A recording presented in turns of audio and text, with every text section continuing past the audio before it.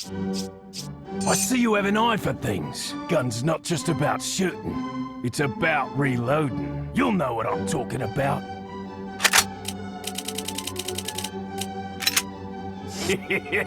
Thank you. Hey guys, I'm Oriday, and in this video I'm gonna attempt to beat Resident Evil 4 with the broken butterfly only. Now I know what you're probably thinking. It's a frigging Magnum, where in hell is the challenge in that? And yes, it is indeed a very powerful weapon. However, there is a catch. The game is pretty stingy when it comes to handing out Magnum ammo, so that's basically the challenge in this challenge. I did some research on YouTube and found that while people have attempted this challenge, they either had a hoard of Magnum ammo to begin with, or they made the knife and grenades fair game. So here are my rules. I would not be allowed to stun or kill enemies with any other weapon but the broken butterfly. However, I would be allowed to knife crates, barrels, and vases. I did this challenge on normal mode on a New Game Plus so that I could obtain the broken butterfly from the very beginning, but I would only be tuning up the firepower at locations where the game generally unlocks new upgrades. Capacity upgrades are a fair game though, so with all that said, let's just get right into it.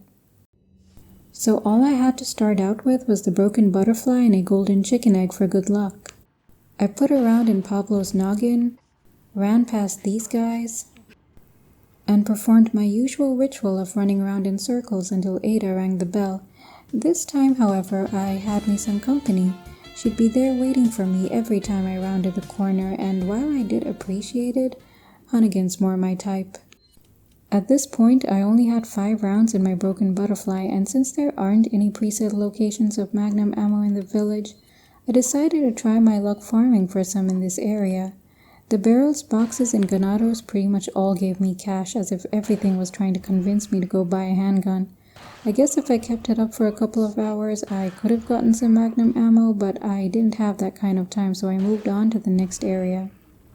So after spending some quality time with Luis, and the big cheese, and the merchant, I was going to run past everything in this area as I normally do, but something told me to stop and knife that barrel, and I found my first 3 rounds of Magnum ammo. Needless to say, I was very excited about that. There was hope for this challenge. And immediately after that, I found 3 more Magnum rounds in this barrel. Things were definitely looking up. So then I ran past all these guys, spent some more quality time with the big cheese, ran past some more guys, poked a couple of holes in Del Lago, and picked up some free fish because free. After shooting down the boxes, I only had 2 rounds left in my broken butterfly, so I figured what the hell and decided to try farming for some Magnum ammo from these granados that show up after you divert the waterfall, and then this happened. This guy was so done with my Magnum, he decided to shove a whole bunch of cash in my face in death and demand I go buy a handgun, shotgun, or anything that wasn't a Magnum. Or at least that's how I interpreted it. After that, it was time to face El Gigante Numero Uno. It took 3 Magnum shots to bring the Plaga out and 1 shot to make the Plaga go back in. Basically, the entire fight only took 8 Magnum shots with a firepower of 13. But you have to make sure you shoot Thick Boy when he's not in the midst of an animation, like shaking off the Plaga shot and fisting you, for example.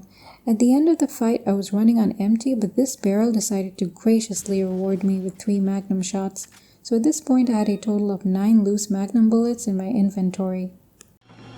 Ashley, Don't come! That's what she said.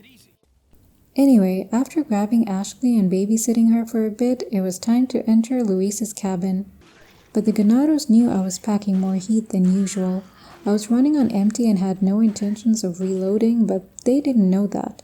Their fear was so pants-shitting, they decided to glitch their way out of the game on not just 1, not just 2, but 3 occasions. Not that I blame them. I then chose the path of El Gigante Numero Dos and had a mini panic attack trying to get this door open. I didn't want Ashley to experience the fisting I experienced earlier. So then I hopped on the gondola ride and made my way to the big cheese. Now here's where I do something absolutely stupid. I've always been told that I never think things out properly because I'm always in a hurry to just get things done. This is probably a prime example of that. I noticed that with a firepower of 13, I needed 13 shots to kill the big cheese. However, the broken butterfly can only hold a maximum of 12 shots and I didn't want to reload from my inventory. So I went back to the merchant and upgraded the firepower to 15 so that I could kill him with 11 shots and have 1 bullet left over for the truck in the next scene. The thing is, I could have just shot him twice, then reload just 2 magnum bullets from my inventory, and this way I would have saved my ammo and I wouldn't have had to break my rules and tune up the firepower before the castle. What's done is done though, so I just had to go with it and move on. So then I finally reached the castle. I sold and rebought the broken butterfly, got rid of catapult guy, ran past these guys, spent some quality time with Salazar, put the corridor out of its misery, watched out for Ashley, lost Ashley, and went down into the sewers. The Novastators really had it in for me this time. They all holed up outside of the drainage room and pretty much had me surrounded, but they had nothing on my super ninja dodging skills and I made it through without a scratch. So then Bobble Boy gets left behind again and kept following me around like a lost puppy. I felt bad for him, so I restarted from checkpoint and got Goat Bubble Boy stuck as well so they could both keep each other company. In all seriousness, I always wondered if that's a goat mask or if he actually has the head of a goat, in which case, how exactly did that happen? The speedy goat zealot was no match for me this time. I clipped him in the legs before he could leave the room and then pumped a couple of hot magnum slugs up his ass.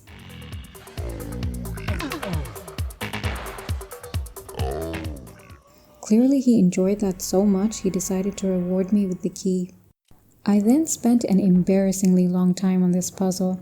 You'd think for someone who's been playing RE4 for over a decade I'd have the solution memorized by now, but I actually don't. I wing it every time. After grabbing the goat ornament, I made my way to the garden maze where I got my face chewed off a bit, but nothing fatal. Sorry, but following a lady's lead just isn't my style. That's sexist. I then grabbed the magnum rounds from behind this desk, grabbed the free rocket launcher with no intention of using it because it's free and I can never bring myself to leave free stuff behind. And it was time to bid adios to Luis. My boy Salazar will make sure you follow the same fate. Apparently Sadler has a super long refractory period.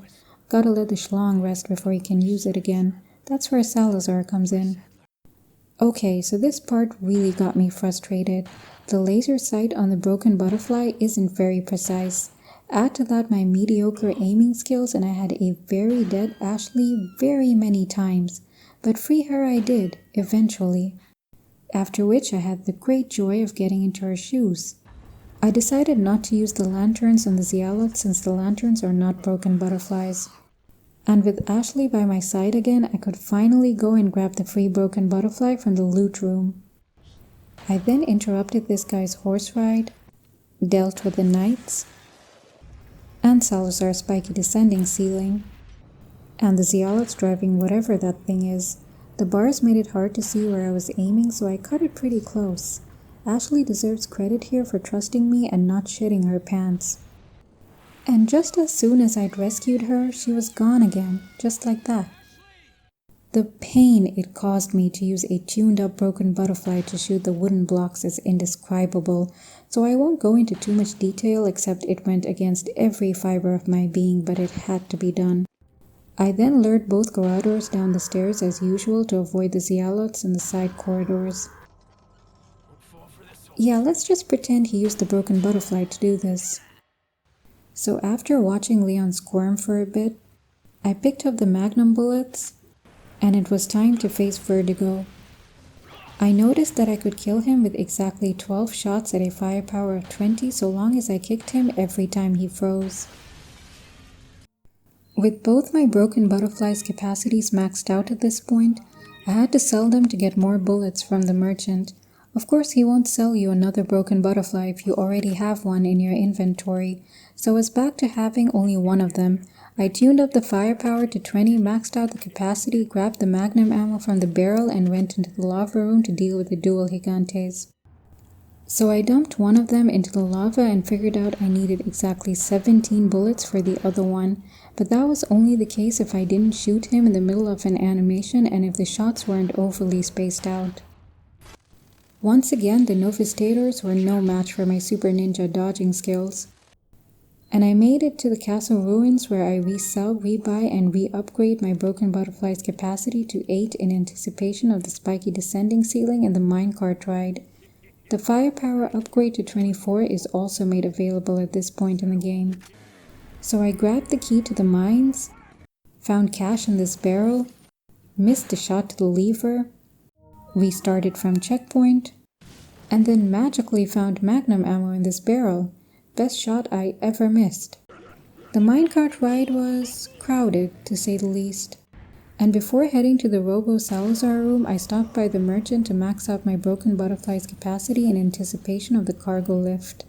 So then it was time to face Salazar, and the fight was a lot more anticlimactic than I thought it would be. All it took was 2 shots to the eye and 9 shots to the body to kill him. I did have to repeat the fight a few times, but that's only because I have crappy aiming skills and magnum shots are too precious to miss. And then I hitchhiked a ride with Ada to finally reach the island portion of the game. I grabbed the magnum ammo in this corner, ran past all these guys, said hi to Oven Boy, ignored the regenerator, and cried over the fact that this Iron Maiden took 11 magnum rounds to drop dead. To be fair, the ammo I used was courtesy of the merchant, but it's still a lot of magnum ammo. So after experiencing the greatest delight in being reunited with Ashley, we headed down the trash chute to face the regenerators. I was running on empty at this point, so I had to come up with a bright idea to get past the regenerators without getting Ashley killed. I don't know why I didn't think of this in my last playthrough, but the answer was actually pretty simple. All I had to do was lure the regenerators into the room with the switch, go around the table, and that was it. I then got through the bulldozer ride without too much trouble. This never gets old. At this point, the firepower upgrade to 28 is made available, so I tuned up the firepower and maxed out the broken butterfly's capacity before heading out to meet it. I didn't bother shooting at U3 in the floating cargo cage, but apart from the first 2 lights which I could knife, the remaining 3 had to be shot. After that, I topped off the broken butterfly and shot him till he went down the first time. I then reloaded from my inventory again and shot him till he died. Basically, it took a total of 22 shots at a firepower of 28 to kill U3, so I was starting to get worried about how much Krauser would take. But it turned out I had nothing to worry about.